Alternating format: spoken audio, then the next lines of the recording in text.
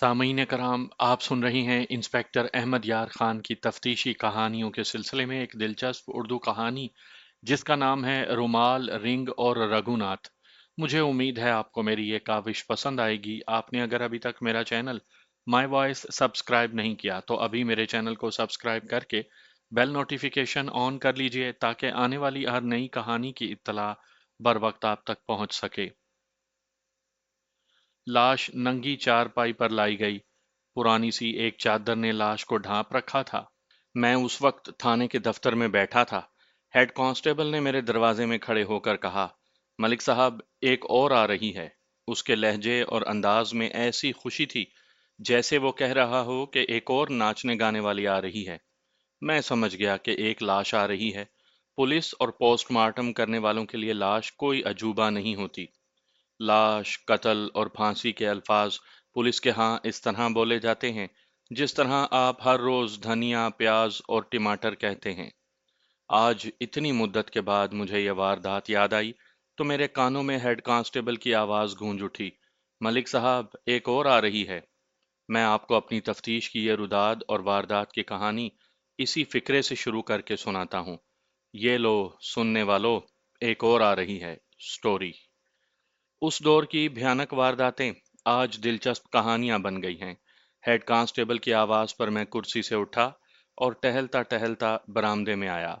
चारपाई थाने के अहाते में दाखिल हो चुकी थी। चार आदमियों ने उठा रखी थी। उनमें दो अधेड़ उम्र देहाती थे और दो नौजवान शहरी। चारपाई के साथ साथ एक और शहरी नौजवान चला आ रहा था। उसके हाथ में 12 बोर की एक नाली बंदूक थी। उस लड़के को मैंने पहले भी देखा था। हेड कांस्टेबल ने मुझे याद दिलाया कि धर्मचंद का बेटा है। मुझे अच्छी तरह याद नहीं कि यह नाम धर्मचंद था। इस वक्त जो नाम जहन में आता है मैं आपको बता देता हूँ। आपकी दिलचस्पी नामों से नहीं, कहानी से है। चारपाई अभी 10-12 कदम दूर ही थी जब हेड कांस्टेबल ने पूछा, ओए, मर गया है या अभी जिंदा है? मरा हुआ है, जवाब मिला। चारपाई बरामदे में रखकर चारों हाँफते कांपते अलग हो बैठे और पसीना पोंछने लगे। वो बहुत थके हुए थे। मैंने आगे बढ़कर चादर हटाई तो एक खूबरू नौजवान चेहरा नजर आया। आंखें बंद, मुंह जरा सा खुला हुआ। चेहरे पर दर्द का आखिरी तासुर नक्श हो गया था। फिर भी चेहरे का हुस्न सलामत था, मगर जिस्म से जान निकल चुकी थी। वो शहर का रहने वाला था। चादर पूरी हटाई तो कमीज और पतलून खून से लाल थी। जख्म दाएं पहलू में था, वहां से कमीज फटी हुई थी। मुझे वहां गोश्त के जर्रे और लोथड़े नजर आए। कमीज हटाकर देखा, वहां से पेट फटा हुआ था। जख्म कुल्हाड़ी, चाकू या बर्छी का नहीं था। मेरे सामने चारपाई के दूसरी तरफ बंदूक वाला नौजवान खड़ा था। मैंने उसकी तरफ देखा तो उसने थथया कर कहा, हम इकट्ठे शिकार खेलने गए थे। मुझे मालूम नहीं था कि ये ऊंची ऊंची घास में पेशाब करने बैठा हुआ है। मेंढ पर एक फाख्ता आकर बैठ गई और मैंने उस पर गोली चलाई। फाख्ता तो मर गई, लेकिन मुझे एक चीख सुनाई दी। ये उठा और गिर पड़ा। जाकर देखा तो ये मर चुका था। कारतूस के बहुत सारे छर्रे इसके पेट में जा लगे। ये मेरा बहुत ही गहरा दोस्त था, मगर मुझे मालूम नहीं था कि मेरे छर्रे के रास्ते में ये बैठा है। दूसरे दो शहरी नौजवान भी उनके साथ शिकार पर गए थे। उन्होंने भी बंदूक वाले की तायद की और कहा कि इसे इत्तफाकिया गोली लगी है। इनमें एक हिंदू और एक मुसलमान था। दोनों देहातियों ने बताया कि हिंदू लड़का भागा हुआ उनके गांव आया, जो मौका वारदात से 1 मील या जरा कम था। उसने वहां बताया कि उनका एक दोस्त इत्तफाकिया गोली लगने से मर गया है। उसकी लाश शहर तक ले जानी है। चार आदमी एक चारपाई उठाकर उसके साथ गए। लाश चारपाई पर डाली। एक तरफ से दो लड़कों ने उठाई, दूसरी तरफ दो देहाती हो गए। इस तरह चार के बजाय ये दो देहाती साथ आए। उनमें एक कुछ सियाना था। लड़के लाश उसके घर ले जाना चाहते थे। इस देहाती ने कहा कि इस तरह वो फंस जाएंगे। लाश थाने ले चलें ताकि पुलिस के कागजों में लिख दिया जाए कि यह हादसा है। मैंने मरने वाले के घर का अता पता लड़कों से मालूम करके उसके लवाहिकीन को इत्तला भिजवा दी और पोस्टमार्टम के कागजात तैयार करने के लिए कहा।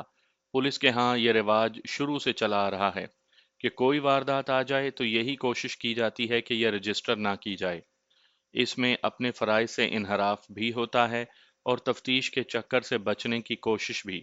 केस रजिस्टर करने के लिए, जिसे हमारे यहाँ पर्चा चाक करना कहते हैं, बाज़ थानेदार रिश्वत भी लेते हैं और बाज़ थानेदार رپورٹ درج کروانے والے کو ہی کہتے ہیں کہ وہ خود تفتیش کر کے اصل مجرم کی نشاندہی کرے۔ انگریزوں کی حکومت میں بھی تھانوں میں یہ رویہ اختیار کیا جاتا تھا، لیکن بہت کم۔ پاکستان میں یہ رویہ اتنا زیادہ ہو گیا ہے کہ مجرموں کو کھلی چھٹی مل گئی ہے۔ حادثاتی موت یا خودکشی کے کیسوں میں تو تھانے داروں کی یہی کوشش رہی ہے کہ رسمی سی کارروائی کر کے اسے حادثہ یا خودکشی لکھ دیتے ہیں۔ اگر کوئی تھانے دار کسی کی شکایت کے بغیر اس وہم میں پڑ جائے کہ یہ موت اتفاقیہ نہیں بلکہ قتل کی واردات ہو سکتی ہے، تو اس کا نتیجہ یہی ہوتا ہے کہ وہ تفتیش کے بڑے لمبے چکر میں پڑ جاتا ہے۔ میں نے بھی جب 3 زبانوں گولی چلانے والا اور اس کے 2 دوستوں سے سنا کہ گولی اتفاقیہ لگی ہے تو مجھے اطمینان ہوا کہ یہ قتل نہیں، اور میں ایک تفتیش سے بچا۔ دیہاتیوں کو چونکہ حادثے کا علم نہیں تھا، وہ تو صرف لاش اٹھا کر لائے تھے، اس لیے میں نے ان سے مختصر سے بیانات لیے۔ دوسرے لڑکوں سے بھی بیان لیے اور ذہن میں اتفاقیہ موت رکھ کر سوال و جواب کیے۔ اس سے پہلے ایسے 2 حادثے میرے سامنے آ چکے تھے۔ اناڑی شکاری بندوق لے کر شکار کو گئے اور اپنے ایک ساتھی کو مار لائے۔ میں دفتر میں بیٹھا بیان لکھ رہا تھا، لاش پوسٹ مارٹم کے لیے لے جائی جانے والی تھی۔ اچانک باہر سے چیخیں اور دھاڑیں سنائی دیں۔ میں سمجھ گیا کہ متوفی کے لواحقین آ گئے ہیں۔ میں باہر نکلا۔ متوفی کا باپ، بڑا بھائی، ماں اور ایک جوان بہن آ گئی تھی۔ اتنے خوبرو جوان کی موت ماؤں اور بہنوں کو پاگل کر دیا کرتی ہے، یہی حالت اس کی ماں اور بہن کی ہو رہی تھی۔ باپ اور بھائی کی دھاڑیں آسمان کو ہلا رہی تھیں۔ پولیس والوں پر جن کے پاس لہو لہان لاشیں آتی ہیں، اس ڈاکٹر پر جو لاش کو پوسٹ مارٹم کے لیے چیرتا پھاڑتا ہے، اور جیل والوں پر جو پھانسی دے کر لاش لواحقین کے حوالے کرتے ہیں۔ ماؤں بہنوں کے بین اور باپوں کی دھاڑیں کوئی اثر نہیں کرتی، وہ عادی ہو چکے ہوتے ہیں۔ اگر وہ جذبات سے مغلوب ہو جائیں تو نوکری چھوڑ دیں۔ انسان تو آخر انسان ہوتا ہے نا، جذبات کے آگے پہاڑ کھڑے نہیں کر سکتا۔ میں نے اپنے ارد گرد تھانے داری کے جو پہاڑ کھڑے کر رکھے تھے وہ گر پڑے۔ اس ہندو نوجوان پر مجھے غصہ آ گیا جس نے اندھا دھند بندوق چلائی اور اپنے جیسا ایک نوجوان مار ڈالا تھا۔ ہندوؤں نے کب بندوق چلانی تھی؟ یہ بہت بڑے زمیندار کا بیٹا تھا جو آڑتی بھی تھا، ذات کا راجپوت تھا، اس لیے گھر میں بندوق بھی رکھ لی تھی مگر چلانے کا پتہ نہیں تھا۔ میری آنکھوں میں آنسو آ گئے، میں دفتر چلا گیا۔ بندوق چلانے والا جس کا نام رگھو ناتھ قسم کا تھا، اندر بیٹھا تھا۔ میں نے ایک سانس میں اسے آدھی درجن گالیاں دے ڈالیں اور کاغذی کارروائی میں مصروف ہو گیا۔ لاش پوسٹ مارٹم کے لیے چلی گئی۔ پوسٹ مارٹم رپورٹ آنے تک میں ان تینوں لڑکوں اور دونوں دیہاتیوں کو چھوڑ نہیں سکتا تھا، یا چھوڑنا نہیں چاہتا تھا۔ بہت دیر بعد انہیں برآمدے میں بیٹھنے کو کہا۔ پوسٹ مارٹم کا انتظام شہر کے ہسپتال میں تھا۔ یہ شہر نہیں، قصبہ تھا، جہاں ایک سرکاری ہسپتال تھا۔ اس میں ایک سرکاری ڈاکٹر تھا جسے سول سرجن کہتے تھے۔ باریک معائنے کے لیے ہمیں ضلعی شہر کا رخ کرنا پڑتا تھا۔ عام پوسٹ مارٹم وہیں سول ہسپتال میں ہو جاتا تھا۔ باہر رونا دھونا بند ہو چکا تھا۔ متوفی کے لواحقین لاش کے ساتھ ہسپتال چلے گئے تھے۔ میں دفتر سے نکلا تو تھانے کے گیٹ پر متوفی کی بہن داخل ہوتی نظر آئی۔ اسے میں نے لاش پر گرتے اور اپنے بال نوچتے دیکھا تھا۔ وہ جوان لڑکی تھی اور اپنے بھائی کی طرح خوبصورت۔ اس نے برقعے کے بجائے سفید چادر اوڑھ رکھی تھی، بہت تیز چل رہی تھی۔ میرے پاس آ کر بولی، ذرا اندر چلیں۔ میں اس کے ساتھ اپنے دفتر میں گیا۔ اس کی آنکھیں سوجنے لگی تھیں۔ میں نے اسے بٹھایا اور ایک کانسٹیبل کو پانی لانے کو کہا۔ میرے بھائی کو قتل کیا گیا ہے، اس نے کہا، اور وہ سسکیاں لینے لگی۔ میں یوں بدکا جیسے اس نے میرے جسم کے ساتھ بجلی کے ننگے تار لگا دیے ہوں۔ وہ خاموش ہو چکی، مگر میرے ذہن میں ایک پہیہ بہت تیز چل پڑا۔ ایک ہی بار قتل کی کئی وجوہات میرے ذہن میں آ گئیں، جن میں سے ایک یہ تھی کہ قتل کا باعث یہی لڑکی ہوگی۔ بعد میں پتا چلا کہ اس لڑکی کی ابھی شادی نہیں ہوئی۔ اس کافر نے جان بوجھ کر میرے بھائی کو گولی ماری ہے، اس نے کہا۔ گولی مارنے کی وجہ؟ میں نے پوچھا۔ تمہارے ابا جان اور بھائی بھی یہاں آئے تھے، انہوں نے اس شک کا اظہار نہیں کیا۔ انہیں معلوم نہیں، لڑکی نے کہا، میں انہیں بتانا بھی نہیں چاہتی۔ میں ہسپتال سے آئی ہوں، انہیں یہ کہہ کر آئی ہوں کہ گھر جا رہی ہوں، باہر تالا نہیں لگایا تھا۔ تم اتنی یقین سے بات کر رہی ہو جیسے تمہارے پاس قتل کا ثبوت موجود ہے۔ یہ ثابت کرنا آپ کا کام ہے، اس نے کہا۔ آپ چونکہ مسلمان ہیں اس لیے دل کی بات بتا رہی ہوں۔ وجہ یہ ہے کہ رگھو ناتھ یعنی گولی چلانے والا، اس کی بہن میرے بھائی محسن کو اتنا زیادہ چاہتی تھی کہ اس کے لیے مذہب تک چھوڑنے کو تیار تھی۔ محسن جو متوفی تھا وہ بھی اسے اسی طرح چاہتا تھا۔ رگھوناتھ کی بہن میری سہیلی ہے، وہ شاید محسن کی خاطر ہی میری سہیلی بنی تھی۔ دوسرے تیسرے دن میرے پاس آتی تھی، محسن بھی تھوڑی دیر کے لیے ہمارے پاس بیٹھتا تھا۔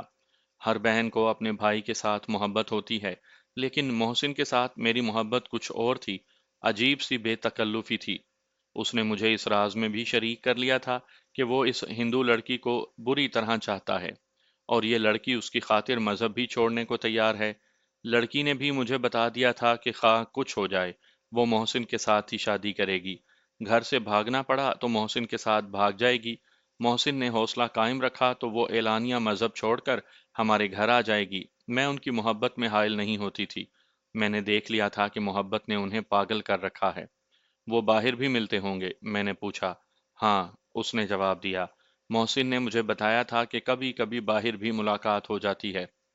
تم غالباً یہ کہنا چاہتی ہو کہ رگھوناتھ کو معلوم ہو گیا تھا کہ محسن کے تعلقات اس کی بہن کے ساتھ ہیں؟ میں نے کہا۔ اور رگھوناتھ نے محسن کو دانستہ گولی مار کر کہہ دیا ہے کہ گولی اتفاقیہ لگی ہے؟ بالکل یہی، اس نے کہا۔ میرے پاس کوئی ثبوت نہیں کہ ایسا ہوا ہے۔ میں اس شک پر بات کر رہی ہوں کہ اس عمر میں لڑکے لڑکیاں جذبات سے اندھے ہو کر احتیاط نہیں کرتے۔ ان کی ملاقاتیں چونکہ باہر بھی ہوتی تھیں، اس لیے یہ ممکن ہے کہ رگھوناتھ کو علم ہو گیا ہو۔ آپ شاید جانتے ہوں گے کہ رگھوناتھ کا باپ زمیندار اور آڑتی ہے، اور یہ خاندان دوسرے ہندوؤں سے مختلف ہے۔ دوسرے ہندوؤں میں تو قتل کی جرت نہیں ہوتی۔ لڑکی خاصی ذہین اور وسیع دماغ والی معلوم ہوتی تھی۔ اس میں پردے میں بیٹھی رہنے والی لڑکیوں والی جھجک نہیں تھی۔ اس کی ایک وجہ یہ تھی کہ اس کا جوان بھائی قتل ہو گیا تھا، اور دوسری یہ کہ وہ کھاتے پیتے خاندان کی اور صاحب حیثیت باپ کی بیٹی تھی۔ میں نے اس سے پوچھا کہ محسن نے کبھی اس کے ساتھ ذکر کیا تھا کہ رگھوناتھ کی اپنی بہن اور محسن کے تعلقات کا علم ہو گیا ہے۔ اس نے کہا کہ محسن نے کبھی ایسی بات تو نہیں کی۔ لڑکی نے یہ بھی بتایا کہ اس کے والدین کو معلوم نہیں کہ محسن اور اس ہندو لڑکی کا دوستانہ ہے۔ میں مان نہیں سکتی کہ رگھوناتھ کو علم نہ ہوا ہو، اس نے کہا۔ تم یہ بات شک کی بنا پر کہہ رہی ہو؟ جی ہاں، اس نے کہا، یہ میرا شک ہے۔ مجھے معلوم نہیں کہ آپ اس میں دلچسپی لیں گے یا نہیں۔ اگر آپ نے صرف حادثہ لکھ دیا تو… اس کے ہونٹ کانپنے لگے۔ اس نے نیچے والا ہونٹ دانتوں میں لے لیا اور اچانک سر میز پر مار کر اس بری طرح روئی کہ میرا سینہ ہل گیا۔ میں نے اس کے سر پر ہاتھ پھیرا، تسلی دلاسا دیا اور کہا، میں پوری دلچسپی لوں گا، اسے حادثہ نہیں لکھوں گا۔ اس نے جس طرح اچانک سر میز پر پھینکا تھا اسی طرح اچانک سر اٹھا لیا۔ اس کے آنسو بہہ رہے تھے، ہچکیاں رک گئیں۔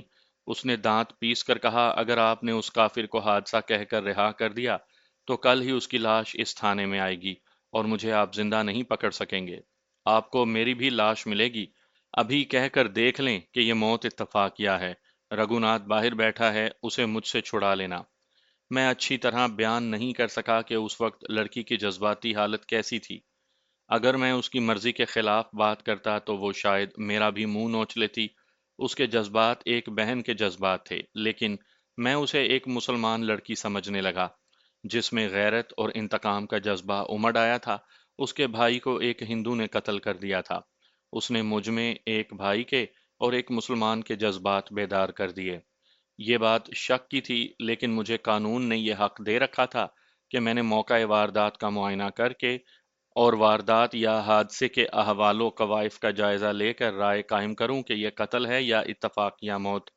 میں نے پوری تحقیقات کرنے کا فیصلہ کر لیا اور لڑکی کو اپنے فیصلے سے آگاہ کر کے کہا کہ وہ چلی جائے۔ میں نے پوسٹ مارٹم رپورٹ کا انتظار نہیں کیا۔ سورج غروب ہونے میں ابھی بہت دیر باقی تھی۔ ہیڈ کانسٹیبل کو بلا کر تین چار کانسٹیبل ساتھ لیے اور گھوڑا لانے کو کہا۔ اسے بتایا کہ میں نے کیا فیصلہ کیا ہے۔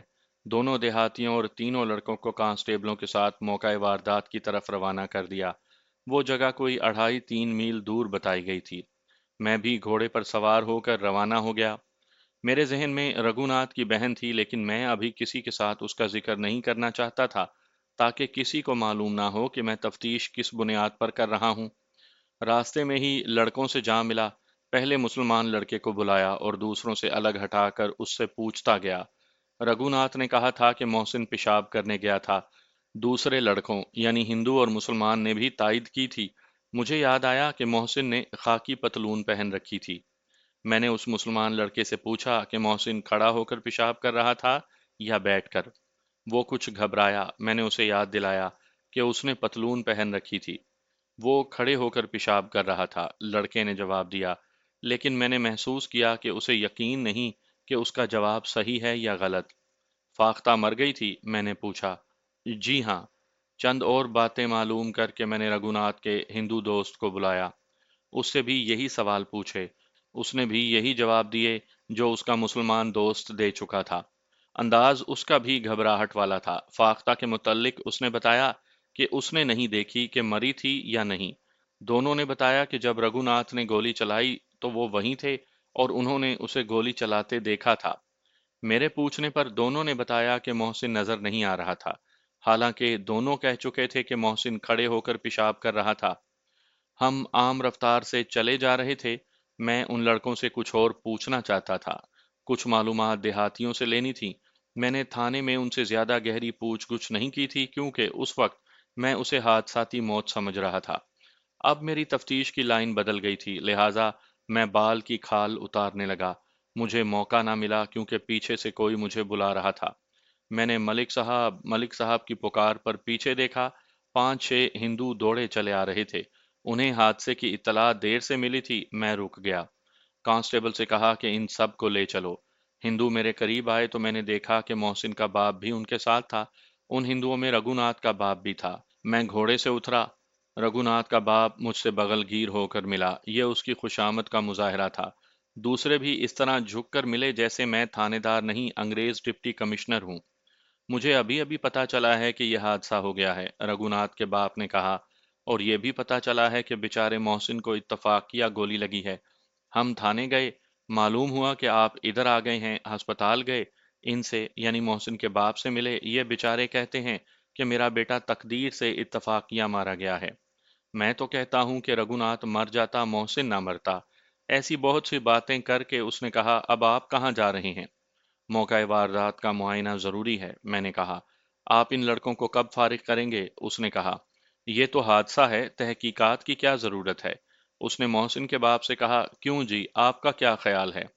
मलिक साहब, मैं कोई शिकायत नहीं करूंगा। मोहसिन के बाप ने कहा। ना मेरी कोई रिपोर्ट है। मैंने कबूल कर लिया है कि मेरा बेटा इत्तफाकिया मर गया है। जी जी, एक और हिंदू ने कहा। वो तो गहरे दोस्त थे, एक दूसरे के दुश्मन तो नहीं थे। ये साहब कोई रिपोर्ट ही नहीं कर रहे तो आप अपनी कार्रवाई रोक दें। मैं चूंकि खामोश था इसलिए वो मुझे मशवरे और हिदायत दिए चले जा रहे थे। मैंने मोहसिन के बाप को देखा। उसे मैंने चंद घंटे पहले थाने में भी देखा था, जब वो बेटे की लाश देखने आया था। इन चंद घंटों में वो आधा रह गया था, उसका सर डोल रहा था। मैं जान गया कि ये हिंदू इसे बहला फुसला और वरगला कर ये कहलवाने के लिए साथ लाए हैं कि उसे कोई शिकायत नहीं। हिंदू की खुद गर्जी, मतलब परस्ती और मुस्लिम दुश्मनी को मैं खूब जानता था। जरूरत पड़े तो अदना दर्जे के मुसलमानों के भी पांवों में सर रख देते और वक्त पड़े तो गर्दन पर छुरी रख देते थे। मुझे गुस्सा आ गया लेकिन अपने आप पर काबू पा लिया। आप मुझे कार्रवाई से ना रोकें, मैंने तहम्मुल से कहा। मैं यही देखने जा रहा हूं कि यह मौत इत्तफाकिया वाकया हुई है। मुझे कागजों का पेट भरना है, ऊपर वालों को रिपोर्ट देनी है। मैं थाने में बैठे बैठे या आपके मशवरों पर अमल करके तो कोई राय कायम नहीं कर सकता। ये तो लड़के भी मुझे बता चुके हैं कि गोली इत्तफाकिया लगी है। चलते, हम भी साथ चलते हैं, रघुनाथ के बाप ने कहा। मैं माफी चाहता हूँ, आप यहीं से वापस तशरीफ ले जाएं, मैंने कहा और मोहसिन के बाप की तरफ इशारा करके कहा। आप इन्हें अपने साथ ना घसीटें, ये पहले ही बहुत परेशान हैं, इन्हें और भी कुछ इंतजामात करने हैं। हिंदुओं ने चापलूसी के अंदाज में मेरे साथ चलने पर इसरार किया तो मैंने निहायत बुर्दबारी से उन्हें वापस जाने को कहा और ये भी कह दिया कि अगर उन्होंने जिद जारी रखी तो मैं तीनों लड़कों को हवालात में बंद करके तफ्तीश करूंगा। इस धमकी से वो टल गए। मौका वारदात पर मैं उन लड़कों की रहनुमाई में पहुंचा। रघुनाथ को अपने साथ रखा और बाकी सबको दूर भेज दिया। उससे पूछा कि उसने गोली कहाँ से चलाई थी। वो 3-4 कदम हटकर खड़ा हो गया, बोला यहाँ से। फिर मैंने पूछा कि फाख्ता कहाँ थी। वो मुझे अपने साथ ले चला और कोई 40 कदम दूर एक मेंढ पर पांव रखकर कहा, یہاں۔ فاختہ مر گئی تھی؟ جی ہاں۔ تم نے اٹھائی تھی؟ جی ہاں۔ تم نے محسن کی چیخ فاختہ اٹھانے سے پہلے سنی تھی یا بعد میں؟ میں نے پوچھا اور کہا، میں تمہیں یاد کروا دوں کہ تم نے تھانے میں مجھے بتایا تھا کہ تمہیں چیخ سنائی دی تھی۔ محسن گھاس کے پیچھے سے اٹھا اور گر پڑا۔ میں نے دوڑ کر فاختہ اٹھائی، اس نے جواب دیا۔ پھر محسن کو دیکھا۔ تم نے دوست کو اٹھانے سے پہلے فاختہ کو اٹھانا زیادہ ضروری سمجھا؟ میں نے کہا۔ یہ نوجوان ہندو راجپوت عقل مند بھی لگتا تھا اور دلیر بھی، لیکن قتل جیسے جرم کے لیے جس عقل کی ضرورت ہوتی ہے وہ کسی پیشہ ور قاتل میں ہی ہو سکتی ہے۔ رگھوناتھ نے منہ کھول کر مجھے دیکھا اور اس کے چہرے کا رنگ بھی بدل گیا۔ گھبراؤ نہیں بھائی، تم شکاری ہو، میں نے کہا۔ شکاری کو شکار کے ساتھ جو دلچسپی ہوتی ہے وہ دوست کے ساتھ نہیں ہو سکتی۔ میں نے اس واردات کو قتل کہہ دیا ہے۔ میرا شک پختہ ہو گیا تھا کہ یہ موت اتفاقیہ یا حادثاتی نہیں۔ رگھوناتھ نے فاختہ کی جو جگہ مجھے دکھائی وہاں کوئی ایسا نشان نہیں تھا جس سے پتا چلتا کہ یہاں ایک فاختہ 12 بور کے کارتوس کے چھروں سے مری ہے۔ وہاں 2-3 چھوٹے پر ہونے چاہیے تھے، ذرا سا خون ہوتا۔ اگر یہ دونوں چیزیں نہ ہوتی تو چھرے زمین پر بھی لگے ہوتے۔ 40 گز دور تک چھرے پھیل جاتے ہیں۔ تم نے فائر کھڑے ہو کر کیا تھا یا بیٹھ کر؟ کھڑے ہو کر، اس نے جواب دیا۔ میں نے ابھی وہ جگہ کسی مصلحت کی بنا پر نہیں دیکھی تھی جہاں محسن گرا اور مرا تھا۔ میں نے رگھوناتھ کی بندوق ساتھ لے لی تھی جو ایک کانسٹیبل کے پاس تھی۔ اسے بلایا اور میں بندوق لے کر وہاں جا کھڑا ہوا جہاں سے رگھوناتھ نے بتایا تھا کہ اس نے فائر کیا تھا۔ میں نے بندوق کندھے سے فائر کی پوزیشن میں لگا کر اس جگہ کو شست میں لیا۔ وہ جگہ نیچے تھی۔ اگر محسن اس جگہ سے صرف 2 گز پرے کھڑا یا بیٹھا ہوتا تو بھی اسے کوئی چھرا نہ لگتا، کیونکہ چھرے کچھ تو فاختہ کو لگتے اور باقی زمین میں چلے جاتے۔ اس جگہ کے قریب کوئی گھاس نہیں تھی۔ گھاس دائیں طرف تھی اور مینڈ سے کم بلندی کی زمین پر۔ اب مجھے بتاؤ کہ محسن کون سی گھاس میں چھپا ہوا تھا جہاں وہ تمہیں نظر نہیں آ سکا؟ میں نے کہا۔ میں یہاں کھڑا ہوتا ہوں، تم وہاں جا کر کھڑے ہو جاؤ۔ وہ اس گھاس کے پیچھے چلا گیا جو فاختہ کی جگہ سے دائیں طرف تھی۔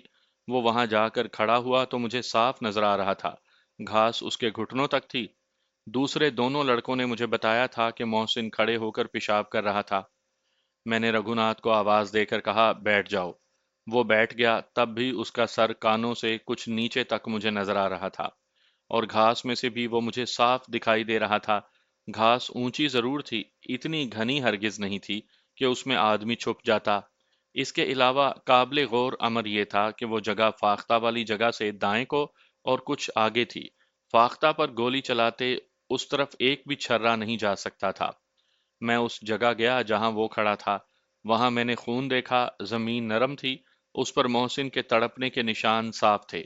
کھرے چونکہ لاشیں اٹھانے والوں کے قدموں تلے گڈمڈ ہو گئے تھے، اس لیے یہ معلوم کرنا مشکل تھا کہ محسن کہاں سے چلا تھا۔ وہ زیادہ نہیں چل سکا تھا۔ میں نے کھروں کی پرواہ نہ کی، معاملہ گڑبڑ تھا۔ میری رائے کے مطابق اس خونی ڈرامے میں فاختہ کا وجود نہیں تھا۔ اگر فاختہ تھی بھی اور اگر اسی جگہ تھی جہاں رگھوناتھ نے بتایا تھا تو محسن فائر کی لائن سے دور تھا۔ میرے اندر پولیس کی جو حس تھی وہ بتاتی تھی کہ گولی فاختہ پر نہیں محسن پر چلائی گئی ہے، لیکن ثبوت؟ کوئی شہادت؟ گولی کھانے والا مر گیا تھا، گولی چلانے والا مجھے چکر دے رہا تھا۔ ثبوت اور شہادت کی فراہمی میرے لیے مسئلہ تھا۔ مجھے ایک سوال کا جواب درکار تھا، وہ یہ کہ محسن کے جسم سے چھرے کس طرف سے داخل ہوئے، سامنے سے، پیچھے سے یا پہلو کی طرف سے؟ اس کا جواب پوسٹ مارٹم رپورٹ دے سکتی تھی، جو ابھی مجھے ملی نہیں تھی۔ میں نے رگھوناتھ سے کہا، یار تم پھر سوچ لو، تم بھول رہے ہو، محسن یہاں نہیں تھا، یا فاختہ وہاں نہیں تھی، یا تم نے وہاں سے گولی نہیں چلائی تھی۔ اچھی طرح سوچ کر بتاؤ کہ کون کہاں تھا، اور تم نے گولی کہاں سے چلائی تھی؟ اس کے چہرے پر رونق سی آ گئی۔ میں نے کہا، لیکن جواب دینے سے پہلے میرے اس سوال کا جواب بھی سوچ لینا کہ تم نے پہلے مجھے یہ جگہیں کیوں بتائی تھیں۔ اس کے چہرے پر آئی ہوئی رونق واپس چلی گئی۔ میں آپ کو بتا چکا ہوں کہ میں نے گولی کہاں سے چلائی تھی۔ فاختہ کہاں تھی اور محسن کہاں تھا؟ اس نے کہا اور التجا کے لہجے میں بولا، داروغہ جی، آپ میری بات پر یقین کیوں نہیں کرتے کہ محسن کو اتفاقیہ گولی لگ گئی ہے؟ یہ تو ہو نہیں سکتا کہ میں نے اسے جان بوجھ کر گولی ماری ہو، وہ تو میرا بڑا گہرا دوست تھا۔ میں یہی یقین کرنے کی کوشش کر رہا ہوں کہ محسن کو اتفاقیہ گولی لگی ہے۔ میں نے دوستانہ لہجے میں کہا، میں تمہارے ساتھ ہوں، گھبراؤ نہیں۔ میں ادھر ادھر ٹہلنے لگا، میں زمین سے گواہی لینے کی کوشش کر رہا تھا، مجھے زیادہ خراب نہ ہونا پڑا۔ کچی زمین نے میرا مسئلہ حل کر دیا، ایک جگہ جوتوں کے نشان تھے، صاف پتہ چلتا تھا کہ یہاں کوئی آ کر رکا ہے۔ یہ جوتے اسی طرف چلے جس طرف محسن مرا تھا۔ دو تین قدم آگے مجھے ایک خالی کارتوس ملا جو میں نے اٹھا لیا۔ وہاں سے میں نے اس طرف دیکھا جو جہاں محسن گرا تھا۔ راستے میں نظر کے لیے کوئی رکاوٹ نہیں تھی، گولی آسانی سے ماری جا سکتی تھی۔ چھرے پیچھے سے داخل ہوئے ہوں گے۔ اگر محسن ادھر دیکھ رہا ہوتا تو رگھوناتھ اس پر فائر نہ کرتا۔ اس جگہ سے گھاس تک رگھوناتھ کے جوتوں کے نشان تھے۔ تم نے یہاں سے گولی چلائی تھی؟ میں نے رگھوناتھ سے کہا۔ اور تمہارا یہ آخری کارتوس ہے۔ اس کے چہرے کا رنگ لاش کی طرح سفید ہو گیا، اس نے مجھے جھٹلانے کی کوشش کی، لیکن اس کی زبان اس کا ساتھ نہیں دے رہی تھی۔ میں نے اسے ایک کانسٹیبل کے حوالے کر دیا اور مسلمان لڑکے کو بلایا۔ میں نے یہ طے کر لیا تھا کہ ان سے پوری تفتیش یہاں نہیں کروں گا۔ یہ میں نے دیکھ لیا تھا کہ یہ قتل کی واردات ہے۔ البتہ کسی لمحے یہ شک ہوتا تھا کہ لڑکے ڈر گئے ہیں اور وہ اوٹ پٹانگ باتیں کر رہے ہیں۔ یہ اتفاقیہ حادثہ بھی ہو سکتا تھا۔ اگر یہ قتل ہی کی واردات تھی تو مجھے یہ بھی معلوم کرنا تھا کہ دوسرے دو لڑکے بھی آنت جرم کے مجرم ہیں یا نہیں۔ قتل کی صورت میں وہ رگھوناتھ کی اسکیم میں شامل ہوں گے۔ مسلمان نوجوان میرے پاس آیا تو میں نے اس سے پوچھا، تمہیں شاید معلوم ہوگا کہ میں مسلمان ہوں۔ جی، مجھے معلوم ہے، اور مجھے معلوم ہے کہ تم بھی مسلمان ہو، میں نے کہا، اور ہم دونوں کو معلوم ہے کہ ایک مسلمان نوجوان ایک ہندو کے ہاتھوں مارا گیا ہے۔ تو آؤ دوست، سچی باتیں کریں۔ میرے سوال کا جواب دینے سے پہلے خواہ 1 گھنٹہ سوچو، میں پورا موقع دوں گا، لیکن بلا سوچے جواب نہ دینا۔ سچ بتاؤ، جب رگھوناتھ نے فائر کیا تو تم کہاں تھے؟ میں رہٹ پر پانی پینے چلا گیا تھا، اس نے رہٹ کی طرف اشارہ کر کے جواب دیا۔ میں نے وہاں گولی کی آواز سنی اور پانی پی کر واپس آ رہا تھا تو رگھوناتھ ہاتھ کے اشارے سے مجھے بلا رہا تھا اور کہہ رہا تھا کہ دوڑ کر آؤ، محسن کو گولی لگ گئی ہے۔ میں دوڑا گیا تو محسن مرا پڑا تھا۔ رگھوناتھ نے بتایا کہ اس نے فاختہ پر فائر کیا تو چھرے محسن کو جا لگے۔ رگھوناتھ کو معلوم نہیں تھا کہ محسن آگے ہے۔ یہ تمہیں رگھوناتھ نے بتایا تھا؟ میں نے پوچھا۔ جی۔ اور تم نے مری ہوئی فاختہ دیکھی تھی؟ نہیں۔ اور تمہیں یاد ہے کہ تھانے میں تم نے مختلف بیان لکھوایا ہے؟ اس نے ایسی نظروں سے مجھے دیکھا جن میں یہ تاثر تھا کہ مجھے معاف کر دینا، میں نے پہلے جھوٹ بولا تھا۔ لڑکا اب بھی سچ نہیں بول رہا تھا۔ میں نے اسے بھیج دیا اور رگھوناتھ کے ہندو دوست کو بلایا۔ اگر تم نے جھوٹ بولا تو میں تمہیں گولی مار دوں گا، میں نے اس ہندو نوجوان سے کہا۔ دیکھ لو، میرے ہاتھ میں بندوق ہے، گولی مار کر رپورٹ لکھ دوں گا کہ میرے ہاتھ سے اس لڑکے کو اتفاقیہ گولی لگ گئی ہے۔ جب رگھوناتھ نے گولی چلائی تو تم کہاں تھے؟ مجھے آج بھی یاد ہے کہ اس ہندو کی کیا حالت ہو گئی تھی۔ مجھے یہ لگتا تھا کہ اس کے گھٹنے ابھی دورے ہو کر زمین سے لگ جائیں گے اور مجھے اس کے منہ پر پانی کے چھینٹے مارنے پڑیں گے۔ اس کے ہونٹ جلانے والی لکڑی کی طرح خشک ہو گئے اور آنکھوں سے جوانی کی چمک غائب ہو گئی۔ اس نے کئی بار ہونٹوں پر زبان پھیری اور بڑی ہی مشکل سے بولا، مجھے رگھوناتھ نے کہا تھا کہ وہاں میں نے خشک ٹہنیاں پڑی دیکھی ہیں، وہ اٹھا لاؤ۔ جو پرندے مارے گئے ہیں وہ یہاں آگ پر روسٹ کر کے کھا لیں گے۔ میں چلا گیا اور گندم کی فصل کی اوٹ میں ہو گیا۔ مجھے گولی کی آواز آئی اور ایک چیخ سنائی دی۔ میں دوڑتا واپس آیا، رگھوناتھ چلا رہا تھا، جلدی آؤ، محسن کو گولی لگ گئی ہے۔ مجھے معلوم نہیں تھا کہ یہ گھاس میں بیٹھا پیشاب کر رہا ہے۔ میں نے فاختہ پر فائر کیا تو چھرے اسے جا لگے۔ سچ پوچھے تو محسن کو تڑپتا ہوا دیکھ کر میرے ہوش ٹھکانے نہیں رہے۔ یہ کہہ کر وہ رو پڑا۔ وہ تڑپتا رہا تھا؟ جی، بہت دیر۔ تم نے مری ہوئی فاختہ دیکھی تھی؟ نہیں جی۔ تو اس کا مطلب یہ ہوا کہ تھانے میں تم نے مجھے وہ بیان لکھوایا تھا جو تمہیں رگھوناتھ نے بتایا تھا؟ جی ہاں۔ اس نے ہاتھ جوڑ کر کہا، آپ مجھے گولی تو نہیں ماریں گے؟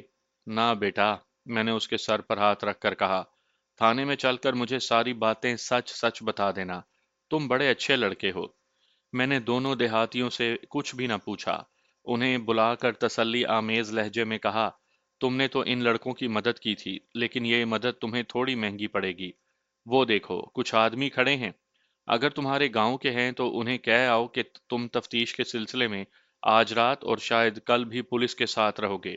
جاؤ گھر پیغام بھجوا دو۔ اور انہیں کہنا کہ گھبرائیں نہیں، تمہیں کوئی پریشانی نہیں ہوگی۔ میں نے تفصیلی پوچھ گچھ تھانے میں جا کر کرنے کا فیصلہ کر لیا تھا۔ دونوں دیہاتیوں نے اپنے گھروں کو پیغامات بھجوا دیے اور میرے پاس آ گئے۔ میں نے ہیڈ کانسٹیبل سے کہا کہ ان سب کو تھانے لے چلو۔ بندوق اور کارتوس کا خالی کھوکھا بھی اسے دے کر کہا کہ یہ ایگزامینر کے پاس بھیجنا ہے۔ یہ ضلعی شہر میں جانا تھا۔ ماہرین نے رپورٹ لکھنی تھی کہ اس بندوق سے فائر کیا گیا ہے اور خالی کارتوس اسی بندوق کے بور کا ہے۔ میں گھوڑے پر سوار ہو کر تھانے کو چلا تو اس معاملے میں میرا ذہن صاف تھا کہ یہ حادثہ نہیں، قتل ہے، اور یہ قتل سوچ سمجھ کر کیا گیا ہے۔ مگر میرے سامنے ایک قانونی الجھن آن پڑی۔ وہ یہ تھی کہ تفتیش شروع کرنے سے پہلے ابتدائی رپورٹ لکھنی پڑتی ہے، جسے ایف آئی آر یعنی فرسٹ انفارمیشن رپورٹ کہتے ہیں۔ یہ رپورٹ اس کے نام سے لکھی جاتی ہے جو تھانے میں رپورٹ لے کر آتا ہے۔ اس کیس میں ایف آئی آر مقتول کے باپ یا بھائی یا کسی عزیز رشتہ دار کے نام کی ہونی چاہیے تھی، مگر مقتول کا باپ ہندوؤں کے ساتھ آ کر کہہ گیا تھا کہ اسے کوئی شکایت نہیں اور وہ کوئی رپورٹ نہیں کرے گا۔ مجھے شک میں مبتلا محسن یعنی مقتول کی بہن نے کیا تھا۔ یہ شک درست نکلا۔ میں اس کے نام کی ایف آئی آر تیار کر سکتا تھا، لیکن میں نے یہ مناسب نہیں سمجھا۔ مسلمان لڑکی تھی، میں اسے تھانے اور عدالتوں کے چکروں میں نہیں ڈالنا چاہتا تھا۔ وکیل بھری عدالت میں ایسی جرا کر بیٹھتے ہیں جو عورت ذات کی آبرو کو مجروح کر دیتی ہے۔ یہی ایک صورت رہ جاتی تھی کہ میں اپنے نام سے ایف آئی آر تیار کروں اور ظاہر کروں کہ میں نے اپنے شک کی بنا پر تفتیش کی اور معاملہ کچھ اور نکلا۔ مگر اس میں نقصان یہ تھا کہ میری حیثیت صرف گواہ کی رہ جاتی۔ میں تفتیش نہیں کر سکتا تھا۔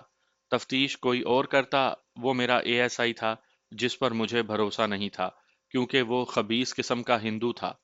میں تفتیش خود ہی کرنا چاہتا تھا۔ مجھے کوشش یہ کرنی تھی کہ محسن کا باپ یہ رپورٹ درج کروانے پر آمادہ ہو جائے کہ اس کے بیٹے کو قتل کیا گیا ہے۔ تھانے میں پہنچے تو سورج غروب ہو چکا تھا۔ میں نے پہلا کام یہ کیا کہ رگھوناتھ کو حوالات میں بند کر دیا۔ دوسرا کام یہ کیا کہ دونوں دیہاتیوں کے کھانے اور سونے کا بندوبست کروایا۔ رگھوناتھ اور اس کے دونوں ساتھیوں کے متعلق میں نے حکم دیا کہ انہیں بھوکا رکھو، پانی مانگے تو دے دو۔ رگھوناتھ تو حوالات میں تھا، دوسرے دونوں کو کانسٹیبلوں کے کمرے میں بھیج دیا۔ میں نے دیکھ لیا تھا کہ رگھوناتھ کا باپ اور 4-5 ہندو پرے کھڑے تھے، اور مجھے یہ دیکھ کر افسوس ہوا کہ محسن کا باپ بھی ان کے ساتھ تھا۔ میں جب احکام دے کر فارغ ہوا تو ہندوؤں کا یہ وفد میرے پاس آ گیا۔ میں برآمدے میں تھا۔ رگھوناتھ کے باپ نے اکھڑے ہوئے لہجے میں پوچھا، آپ نے میرے بیٹے کو حوالات میں کیوں ڈال دیا ہے؟ آپ کو اس کیوں کا جواب جلدی مل جائے گا۔ میں نے جواب دیا، میں اسے سزا تو نہیں دے سکتا، آپ کو پورا موقع ملے گا کہ اسے قید سے رہا کروا لیں۔ ابھی مجھے اپنی ڈیوٹی پوری کرنے دیں۔ ہر ایک ہندو نے کچھ نہ کچھ کہا۔ ان کی باتوں میں خوشامد بھی تھی، دھمکی بھی تھی اور حیرت بھی۔ اس سے 1 سال پہلے ایک واردات میں شہر کے ہندو مجھے پریشان کر چکے تھے۔ یہ ہندوستان کے دور اندر کا ایک قصبہ تھا جس کی آبادی کی اکثریت ہندوؤں کی تھی۔ مسلمانوں کی آبادی بہت کم تھی۔ اس سے پہلے ہندو تھانے کے سامنے میرے خلاف باقاعدہ مظاہرہ کر چکے تھے۔ میں نے ہیڈ کوارٹر کو فون پر اطلاع دی تو وہاں سے ایک انگریز انسپیکٹر آ گیا اور اس نے ہندوؤں کو بلا کر کہا تھا کہ انہوں نے پولیس کے کام میں دخل دے کر ایک جرم کو سیاسی یا مذہبی رنگ دینے کی کوشش کی تو تمام لیڈروں اور سرکردہ ہندوؤں کو اخلاقی مجرموں کی حیثیت سے گرفتار کر لیا جائے گا۔ اس نے 2 معزز ہندوؤں کو تھانے میں بھی بٹھا لیا تھا۔ اب اس واردات میں بھی ہندوؤں نے وہی حرکت شروع کر دی تھی۔ میں نے انہیں پچھلا واقعہ یاد دلا کر ڈرایا اور دھمکایا اور کانسٹیبلوں سے کہا کہ انہیں تھانے کے احاطے سے باہر نکال دو۔ میں نے محسن کے باپ کو بازو سے پکڑ لیا اور کہا، آپ میرے پاس ٹھہریں۔ ادھر سے محسن کا بڑا بھائی بھی آ گیا۔ کانسٹیبلوں نے اسے بھی واپس جانے کو کہا۔ میں نے اسے اپنے پاس بلا لیا۔ ہندو چلے گئے تو میں باپ اور بھائی کو اپنے دفتر میں لے گیا۔ انہیں بٹھایا۔ پوسٹ مارٹم رپورٹ آ چکی تھی۔ ڈاکٹر نے لکھا تھا کہ چھرے پیچھے سے دائیں پہلو میں داخل ہوئے ہیں۔ جو چھرے کھال کے قریب لگے وہ پار ہو گئے۔ باقی جسم میں لگے، یہ چونکہ پھیل گئے تھے اس لیے 2 چھرے دائیں گردے میں اتر گئے اور وہیں سے برآمد ہوئے۔ ڈاکٹر نے زخم کی لمبائی چوڑائی بھی لکھی تھی جو مجھے یاد نہیں رہی۔ چھروں کی تعداد بھی لکھی تھی اور یہ جسم سے جہاں جہاں سے برآمد ہوئے وہ بھی لکھا تھا۔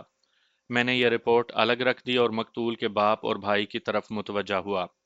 اپنے بیٹے کے چال چلن کو کون برا کہتا ہے؟ پھر بھی میں نے ان دونوں سے پوچھا کہ محسن کا چال چلن کیسا تھا۔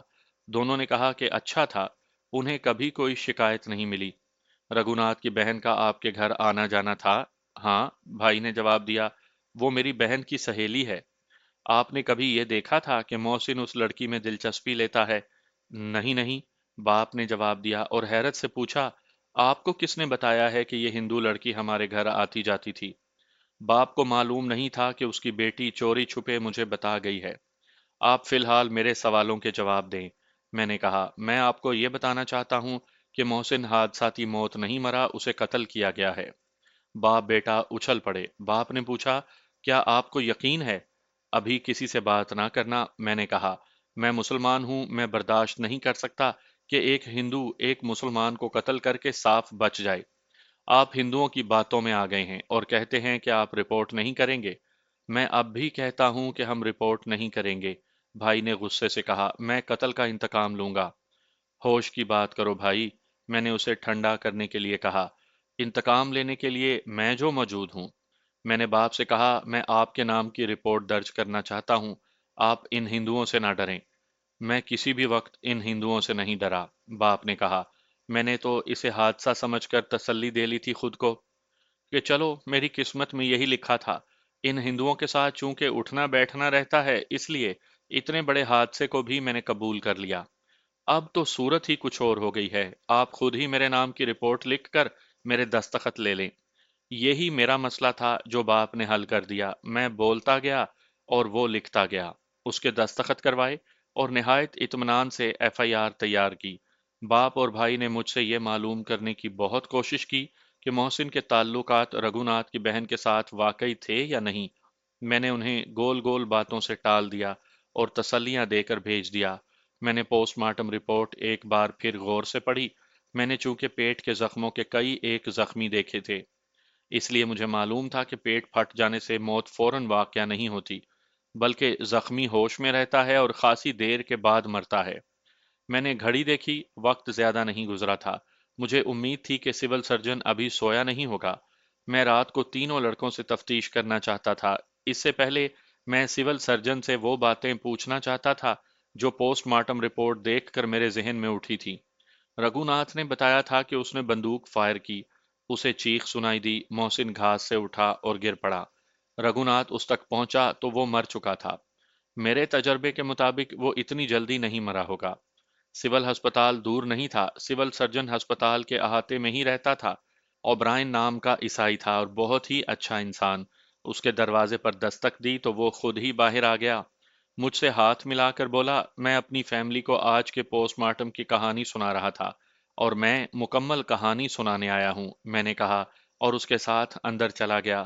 اس کی بیوی اور تین بچے میرے پیچھے پڑ گئے، کہتے تھے کہ اس آدمی کو کس طرح گولی لگی ہے اور اسے کیوں گولی ماری گئی ہے۔ میں نے انہیں کہانی سنا دی اور ڈاکٹر اوبرائن سے پوچھا کہ اس قسم کے زخم سے کیا انسان فوراً مر سکتا ہے؟ نہیں، اس نے جواب دیا، میں نے ایسے زخمیوں کو بھی ہوش میں باتیں کرتے دیکھا ہے جن کے پیٹ سامنے سے کھلے ہوئے تھے اور ان کی انتڑیاں وغیرہ باہر آ گئی تھیں۔ بعض کیسوں میں یوں ہوتا ہے کہ زخم آتے ہی یا گولی لگنے سے انسان اچانک صدمے یعنی شوق سے بے ہوش ہو جاتا ہے۔ کوئی ایسا کمزور دل بھی ہوتا ہے جس کی حرکت قلب صدمے یا موت کے خوف سے بند ہو جاتی ہے۔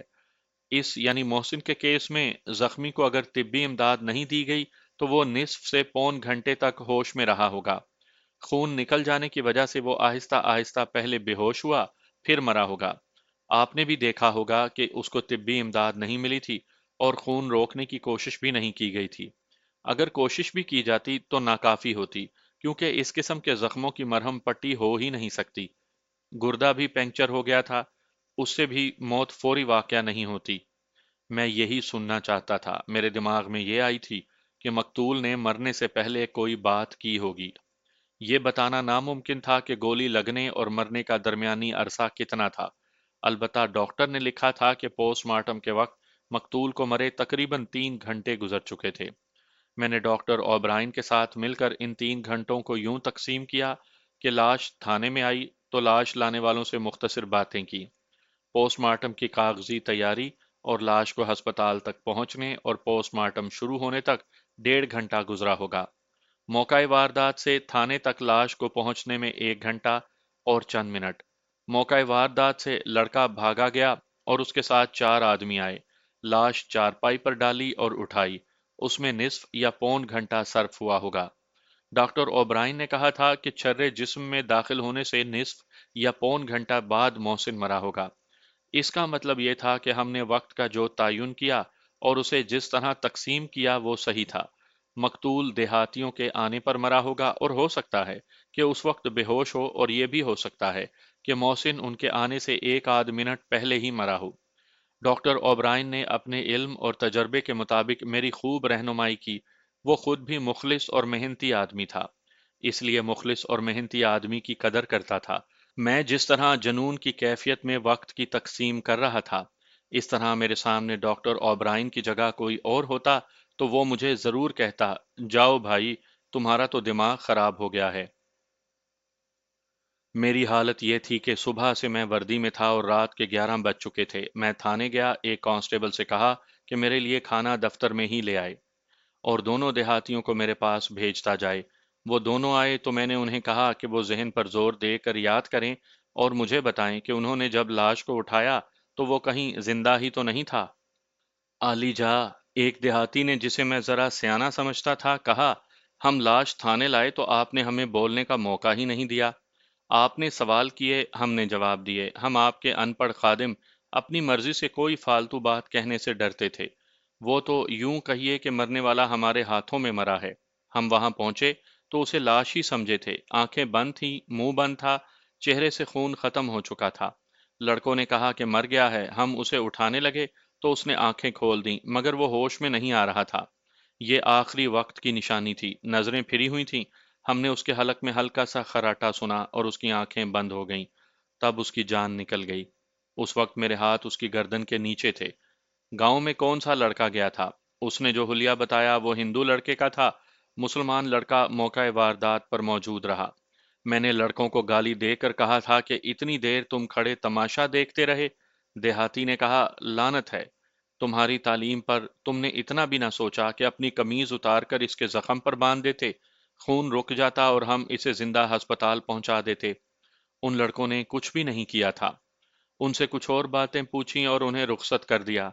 थकन से मेरी हालत तो बहुत बुरी हो गई थी, लेकिन मैं तफ्तीश को ढीला नहीं छोड़ना चाहता था, क्योंकि मुझे खतरा नजर आ रहा था कि हिंदू मेरे बालाई हुकाम तक पहुंचकर केस चौपट कर देंगे।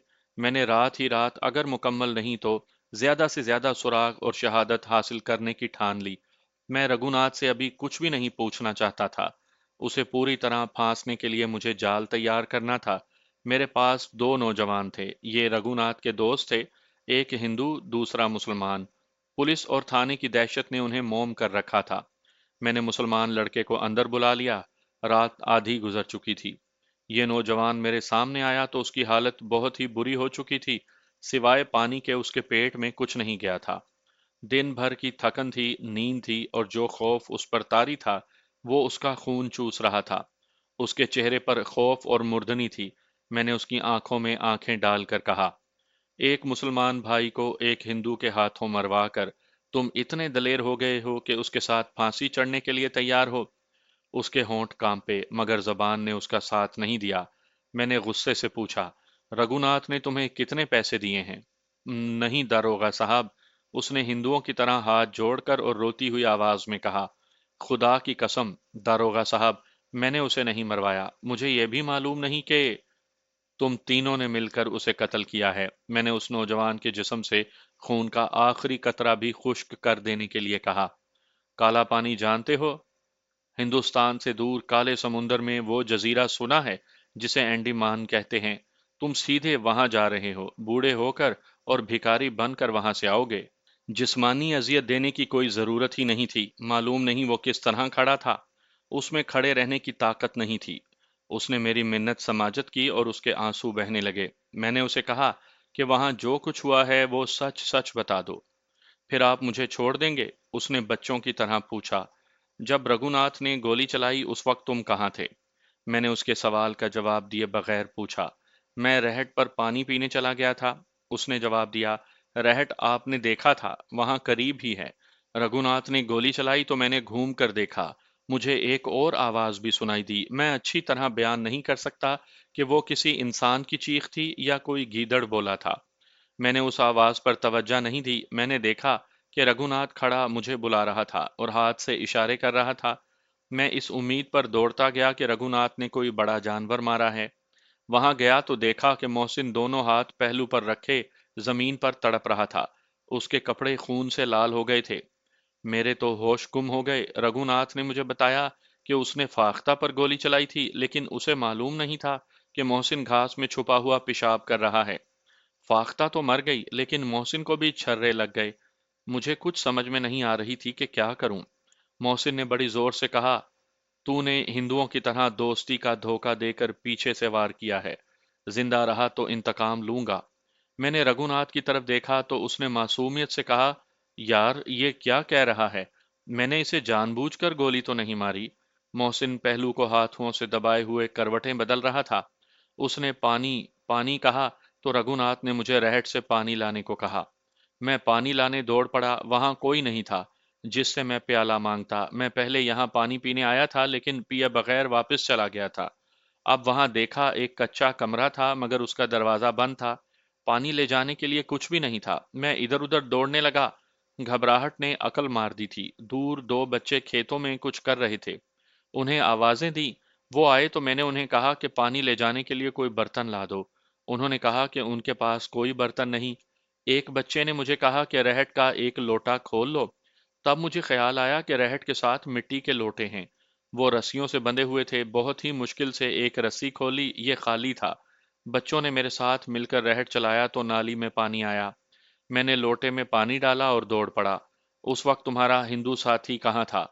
मैं जब गोली चलने के बाद वहां गया था तो हमारा हिंदू साथी वहां नहीं था।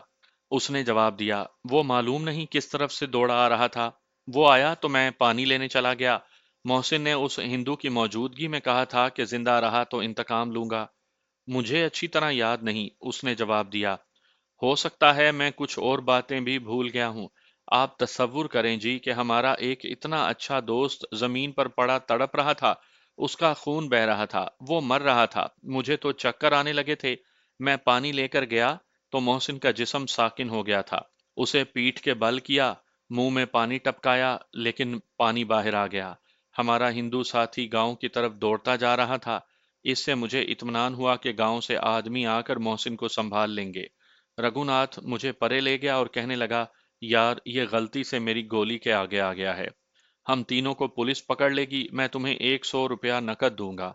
सबसे यही कहना कि ये ऊंची घास के पीछे पेशाब कर रहा था। किसी को भी मालूम नहीं था। मेंढ पर फाख्ता आन बैठी, उस पर फायर किया तो छर्रे मोहसिन को जा लगे। इससे पहले तुमने मुझे जो बयान दिया था, वो रघुनाथ का बताया हुआ झूठा बयान था? मैंने पूछा। जी, उसने जवाब दिया। वो बयान बिल्कुल झूठा था।